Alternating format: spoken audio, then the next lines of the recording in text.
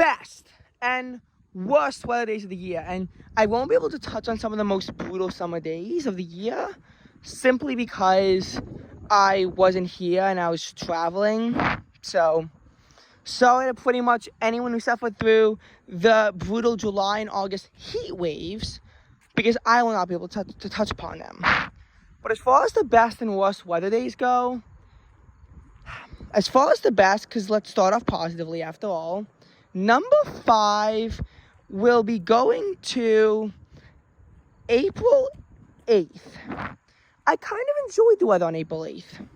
It was pretty rewarding after a really cold and rainy day before, and the low was 49 degrees. This is the first time I had a low so warm in the suburbs, at least, or parts of the suburbs, since January 1st. And the high was much better, 63 degrees. There was actual sunshine.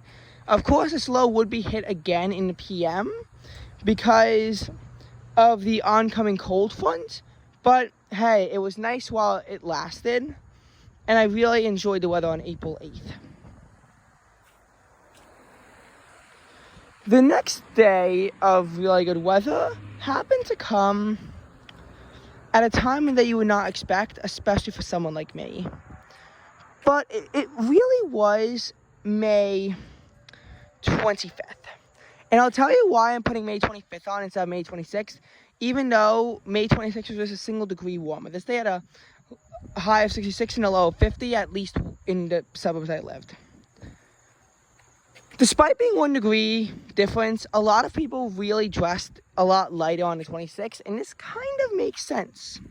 The reason why was because May 26th had a lot more sunshine, and even by 60 degrees, I was starting to feel the heat. On the previous day, though, this really didn't happen. I mean, I don't know what made the UV was stronger. Was it that the humidity was slowly rising throughout the day? I really don't know, and I really can't tell. But it was definitely something along that line that really made this day kind of better than the other one. Because at least on this day, it was traditional, nice autumn-like weather throughout the entire day.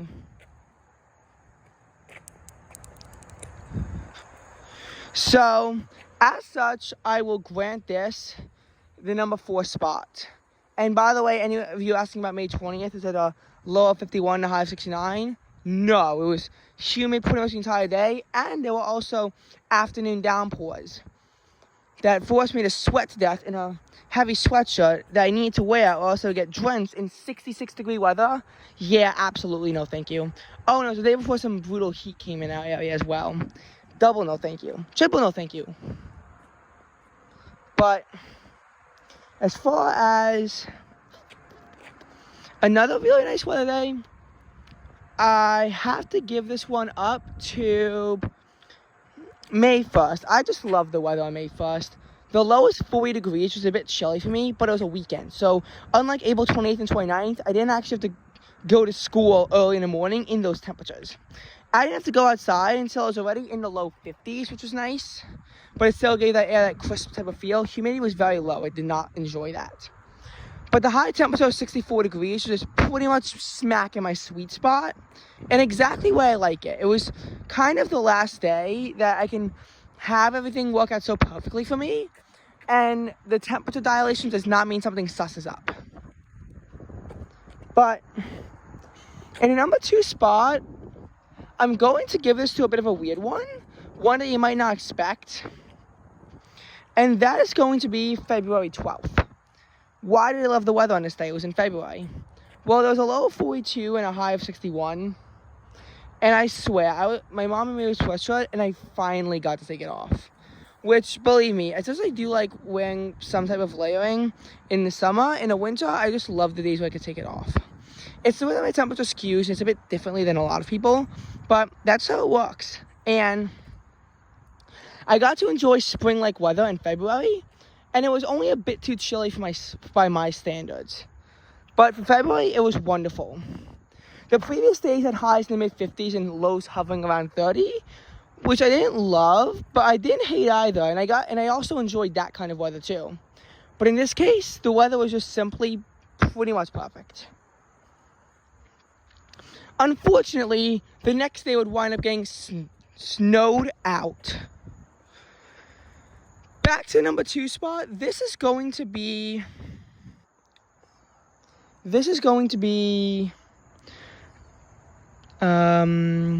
June. Not June. God damn it. Actually, I think June 19th does work. June 19th, I think, is what I was going to say. Low of 55 and high of 75, but only the previous day that felt like spring. It was a bad type of feel like spring. This is a good type of feel like spring. It was a day that felt like spring, but it wasn't. It was sunny and it wasn't blustery winds. I almost had to wear gloves to bed the night before it got that cold in my room, as the temperature dipped to 54, but it was rising by midnight. And there was a high of 75 that actually caught it at traditional time. I don't love highs of 75, but I have a soft spot for them in the summer. Summer was just about to make its way over, and everyone knew that there was a chill coming. Even if you couldn't identify by the 18th, by the 19th, it was definitely widespread and apparent to people that even though summer was just days away, it was still not summery weather. Unlike the previous time when this happened, where nobody, including me, got the message, this time a lot of people did. And that was June 19th. And the final day, the best day of weather for me, was going to be a day in April. It was simply I forgot, oh wait, no, now I remember. That was going to be April 13th and 15th. It's really a tie. I think what was it? So I think I guess you go 3, 4, 5, 6 for the other ones. These days had the same low of 46, high of 67 and 68. That traditional morning cool off, but then a still warm but not toasty afternoon. And it was so bookending a really warm day that was too warm for me, especially for April. So that's what I loved about those days. Now, as for the 5 worst weather days. Well, as much as I did love the weather on February 12th, the weather 2 days later was awful. This is number 5. It was way too cold. The high was 26, which was achieved at midnight, for crying out loud. Midnight! Oh, and I have a lot of YouTube videos to upload. I acknowledge that. And the low of 16 was really cold, and wind chills were single digits. Thankfully, stuff like this, it would not get that cold again any day after, except for maybe the low was 17, except for maybe February 15th. But after that, we really didn't see any more of it.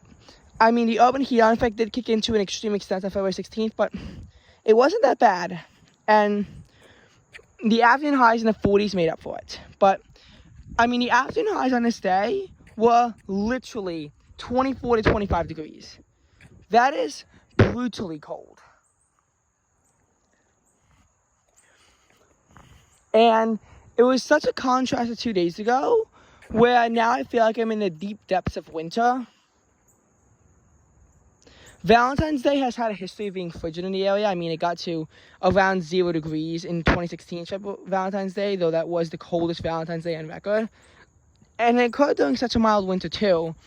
But yet it was in a city where it hit -1. It was the coldest temperature there since 1994.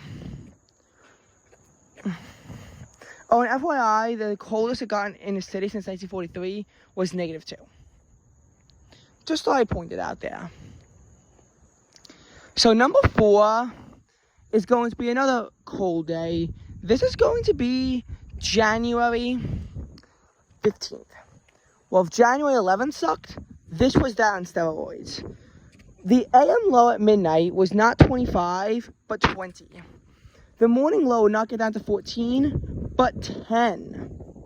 Afternoon highs would not struggle to get into the 20s. They would fail to do so completely and be left in the teens, the upper teens.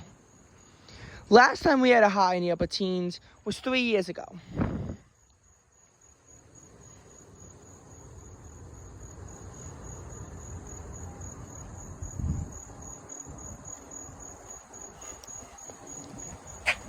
And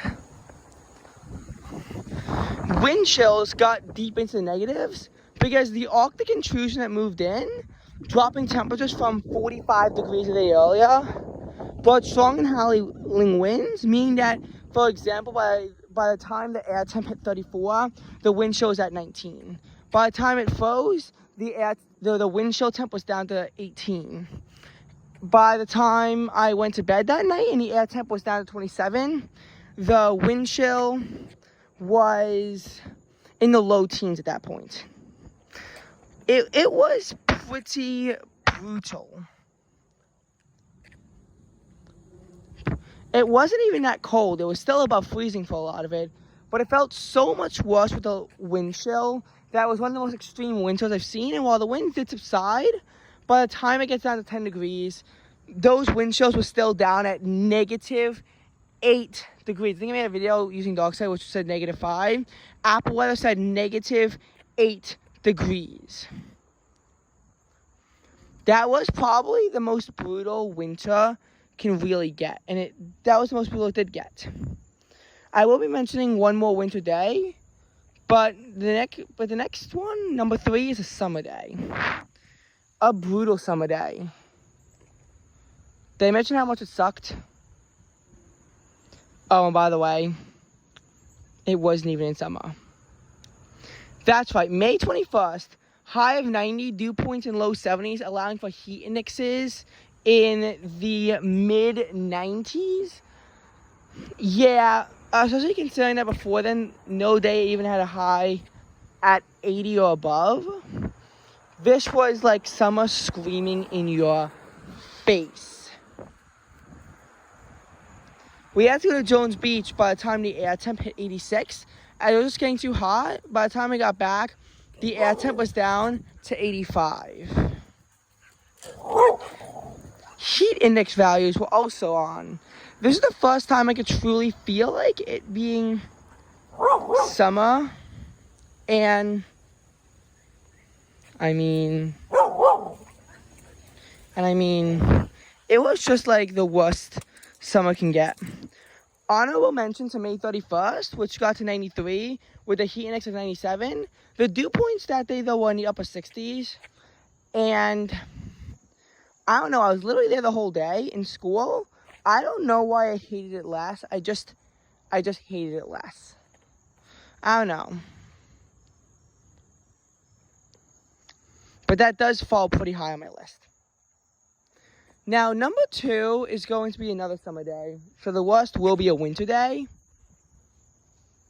This was July 24th. Basically, the high was like 94, 95. The heat index was close to 100. It was forecast to get above 100. There was whipping winds, which caused a mix between me getting too cold and too hot, which made it very hard on whether or not to wear sweats. I decided to do so, and it was kind of like, was it comfortable? It varied immensely. The barbecue had to be moved indoors due to the intense heat, and this would be one of the hottest days of the summer, because again, I couldn't really gauge a lot of the days of the summer. This was the one day I could gauge. Absolutely miserable.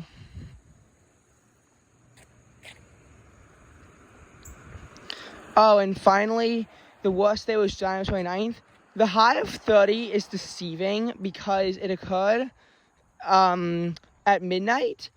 The low temperature by noon was down to 13. Wind chills dipped below 0. I had to wind up going assessing some snow.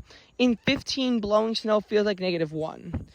And we had about 1.5 feet of snow too, adding to the misery. Afternoon high temperatures only got to 19 degrees, and a 3-day long cold wave would follow after a somewhat mild winter day before with a high low of 35-30. Thank you for watching.